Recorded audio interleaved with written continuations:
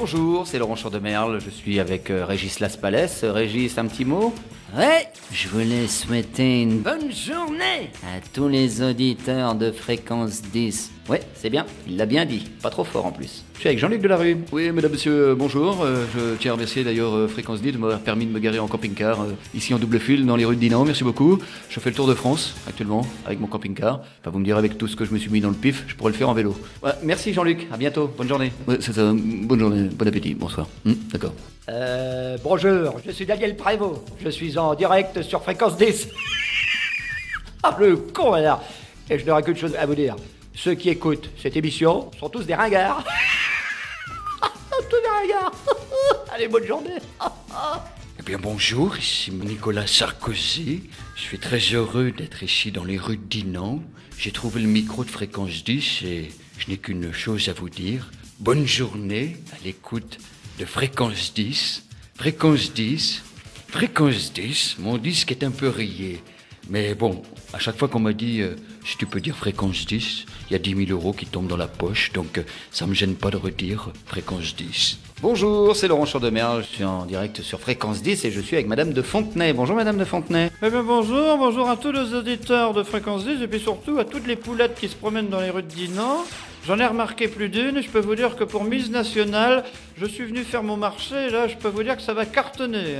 Donc mesdemoiselles, n'hésitez pas à contacter Geneviève de Fontenay, Fréquence 10, avec mon slogan qui va faire fureur dans les rues de Dinan, marre des Miss, qu'écarte les cuisses. Merci Geneviève, merci, bonne journée. Interview découverte. Eh oui, je suis Daniel Prévost, je suis le roi de la déconne.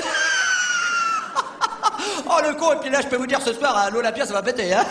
Eh bien, bonjour Laurent. Tout d'abord, pour nos auditeurs, on va te situer un petit peu. Tu es imitateur, tu es breton puisque tu es de la région de Saint-Brieuc. Et ma première question est évidente, comment ça a commencé? Je suis le dernier d'une famille de 6 enfants, donc c'est le petit frisé qu'on mettait en bout de table quand j'avais 3-4 ans, et avec le chapeau du grand-père et les lunettes. Et donc, en repas de famille, à chaque fois, il me disait « Allez, vas-y, fais nourrir !» Et à l'époque, c'était Thierry Luron qui était à la télé, Patrick Sébastien, donc je pense que tous les imitateurs ont été influencés par ça. Donc moi, ça a commencé dans les repas de famille. J'ai commencé à imiter le grand-père, les gens de la famille, un peu ce qui se passait aussi à la télé avec Chaban-Delmas à l'époque. Donc je commençais à imiter Chaban-Delmas. J'imitais peut-être plus Thierry Luron que Chaban-Delmas, mais bon. Et puis voilà, j'ai toujours été attiré par le spectacle, la scène, un rideau rouge, le fait de voir des musiciens aussi sur une scène. Ça m'a toujours attiré en fait. Grand jamais ce soir on n'aurait pu faire qu'une seule émission.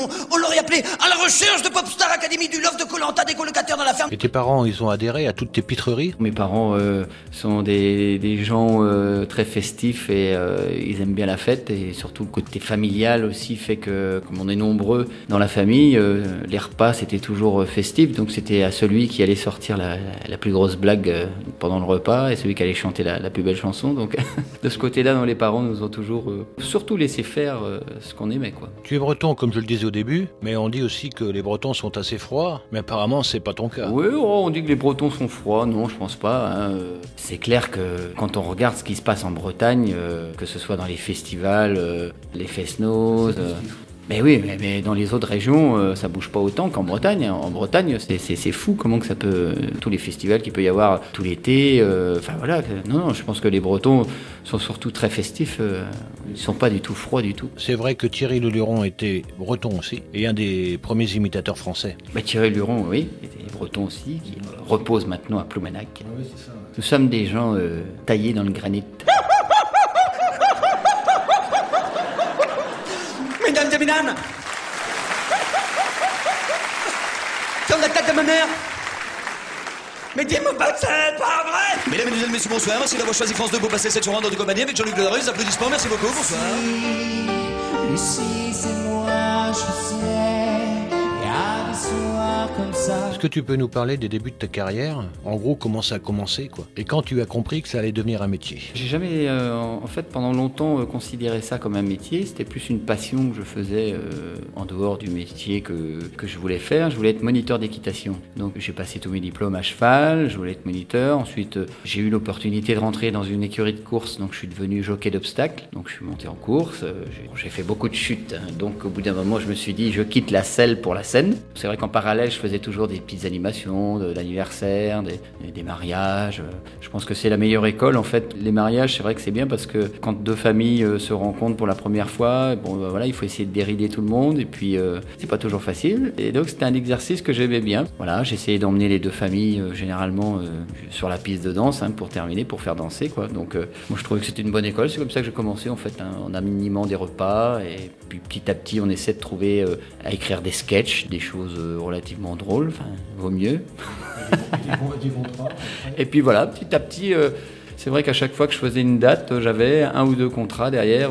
Donc j'ai surtout fonctionné avec le bouche à oreille. Voilà, ça s'est mis en place tout seul. Et au bout d'un moment, comme j'avais beaucoup de spectacles, beaucoup d'animations, donc à un certain moment, il a fallu faire un choix. Et donc j'ai pris une année sabbatique, puisque je travaillais pour une entreprise de Rennes, que on vendait de la charcuterie. Je livrais l'andouille et je la faisais le week-end. Donc si on part au niveau de l'équitation, c'était tout jeune, c'était 17-18 ans. Ensuite, je suis parti au service militaire, donc ça nous bloque quand même pas mal. J'imitais quand même le sergent, le général, ça m'a jamais quitté quand même. J'animais quelques repas des messes des officiers, donc ça me permettait d'avoir quelques petites permes. Par la suite, après le service militaire, je me suis dit il faut que je me trouve un métier quand même la semaine. Donc j'ai fait ce métier de chauffeur-livreur et ça me permettait d'être tranquille le week-end pour faire mes animations. Et un jour, Laurent Ruquier m'a appelé pour faire l'émission Rien n'est serré sur France Inter, à l'époque où Laurent Gérard quittait l'émission. Alors Laurent Ruquier m'a appelé parce qu'en fait Jérôme, qui travaillait toujours avec moi, lui avait envoyé une cassette. Donc moi j'étais pas trop fan d'aller faire ce genre de choses à la radio. Je suis breton, donc je préférais rester à la maison. Donc je me suis rendu compte très vite que j'étais un peu jeune encore pour me retrouver en face de monuments de l'humour quand même qui entouraient Ruquier. Et au bout de la 3e émission, je lui ai dit voilà, je suis désolé, je sens pas le truc, je peux pas continuer, donc j'arrête. Je crois qu'il m'en a tenu rigueur un petit peu parce que quelques années après, j'ai su que je n'étais pas sa tasse de thé. Tout s'est enchaîné assez rapidement après, puisqu'il y a eu Graines de Star, Laurent Boyer, voilà, quelques années après. Donc ça m'a permis de repartir, de rebondir un petit peu grâce aux médias, la télé, M6. Donc ça m'a permis de faire mon spectacle un petit peu partout en France. Dès l'instant où on fait un peu de télé, forcément les organisateurs de spectacles se disent tiens, pourquoi pas, on va l'appeler, on va voir. Ouais, bon, c'est vrai que dans l'imitation, il faut essayer de trouver aussi des personnages qu'on n'a pas l'habitude d'entendre imiter, donc pour essayer de sortir un peu de l'ordinaire. Donc c'est vrai que, et en plus moi, dans ma façon d'être, de jouer le spectacle, c'est surtout basé sur le rythme et l'hystérie aussi des personnages, quoi. Donc c'est pas forcément que de l'imitation, enfin c'est de l'imitation, mais aussi la folie qui peut entourer justement l'imitation, quoi. Donc ensuite, Ruquier, qu'est-ce qu'il y a eu ? Il y a eu les coups d'humour sur TF1. Donc ça, c'est une émission qui passait très tard la nuit. Donc je sais pas si beaucoup de personnes l'ont vu. J'ai fait une 20aine d'émissions. Et c'est grâce à cette émission d'ailleurs que Patrick Sébastien m'a découvert un soir, puisqu'il faut savoir qu'il ne dort pas beaucoup. Patrick, il se couche très tard. Donc il regarde... Il observe toujours, il écoute, c'est un mec qui n'arrête pas de travailler, c'est un grand professionnel, il est exceptionnel. Donc voilà, Patrick me voit dans l'émission Les Coups d'humour et dit à son assistant, écoute, ça serait bien d'avoir Laurent Chandemerle, on va lui demander un petit peu ce qu'il fait comme voix. Donc je lui ai envoyé une cassette le mercredi, donc ils ont dû la recevoir le jeudi. Et le vendredi, Patrick m'appelait en me disant, écoute, j'ai vu ta cassette, ça m'intéresse. Si tu es libre lundi, tu viens au studio, on voit ce qu'on peut faire comme sketch et on enregistre mercredi. Boum. Donc ça a été très rapide. Donc là, le Breton a pris ses bagages à nouveau et s'est dit, bon, tant pis, on va quand même monter la capitale. J'ai bien dit tant pis. Et puis ça fait 5-6 ans que je fais de temps en temps des émissions avec lui. Ouais, donc de plus en plus dans les années bonheur, c'est une émission qui est assez sympathique, ce qui est très festif. Voilà, c'est sympa de réentendre des belles chansons d'antan et avec le mélange de l'humour, de l'imitation, des sketchs. Bon, c'est vrai que Patrick Sébastien discute un peu trop entre chaque interview. Donc pour remplacer une, c'est pas toujours facile, quoi. Mais donc voilà, on essaie de se placer de temps en temps quand même. C'est ça qui est amusant. Tu as rencontré beaucoup d'artistes que tu as imités évidemment. Et comment ces artistes ont réagi quand tu les as rencontrés? Ouais, non, c'est vrai que d'imiter la personne devant lui, c'est toujours amusant parce que forcément les gens, la personne imitée te regarde comme ça en disant oh là, non, je parle pas comme ça moi. Souvent on me dit tiens, est-ce que tout le monde peut imiter? Donc il y a un test qui est très simple, c'est on s'enregistre sur un magnéto, on se réécoute. Si on a du mal à reconnaître sa voix, forcément on aura du mal à imiter des personnages. Donc nous les imitateurs, non seulement on a une bonne oreille, le sens de l'observation, forcément quand on s'enregistre, on reconnaît notre voix, ce qui nous permet de pouvoir imiter des personnages. Donc quand on imite des gens comme ça, par exemple Didier Bénureau ou Garou, alors quand je l'ai fait devant lui, par exemple Didier Bénureau, il m'a rien comme ça, il dit mais je parle pas comme ça, moi, je fais pas ça, là. Mais je décide, il fait ça, là, comme ça. Soldat Morales, Morales.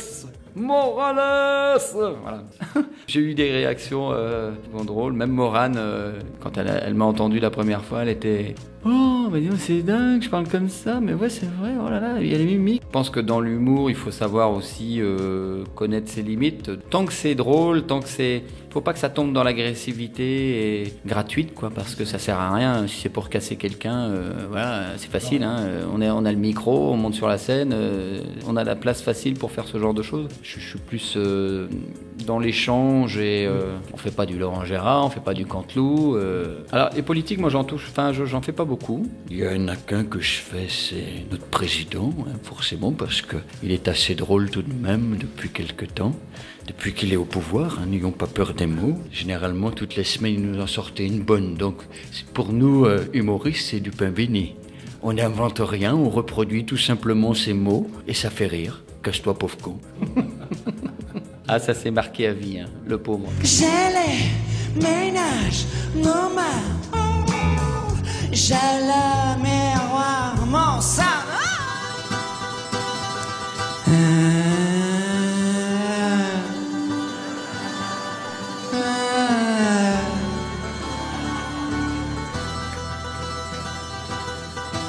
Est-ce que j'en ai les larmes aux yeux? Que nos mains ne tiennent plus ensemble. Eh bien, merci Laurent pour toutes ces réponses. Mais avant de se quitter, une question tout à fait banale. Qu'est-ce que tu penses de la sexualité des mouches? Alors, je vais prendre la voix de Daniel Prévost pour vous parler de la sexualité des mouches. D'ailleurs, je trouve ça inadmissible en cette période où je ne sais pas quel est l'abruti qui nous disait, je cite, « En avril, ne te découvre pas d'un fil. » Hein? Quand on voit la température qu'il fait actuellement, moi j'ai gardé mon pull vert pendant tout le mois d'avril. J'ai crevé de chaud. Et pendant ce temps-là, les mouches prolifèrent. De plus en plus, elles sont partout, dans toutes les maisons. Je trouve ça inadmissible, lorsqu'on est à table avec les enfants, de voir deux mouches, l'une sur l'autre, si vous voyez ce que je veux dire, hein, en train de badifoler juste à côté de l'assiette, et du jambon au beurre qu'on va te servir aux enfants. Je trouve ça inadmissible. Alors je le dis haut et fort, halte aux mouches qui se reproduisent dans les maisons. Elles ont le droit de faire ce qu'elles veulent dans la nature, mais une fois qu'elles rentrent chez quelqu'un, elles sont comme si elles étaient invitées. Donc je trouve ça inadmissible de copuler devant tout le monde. Interview découverte.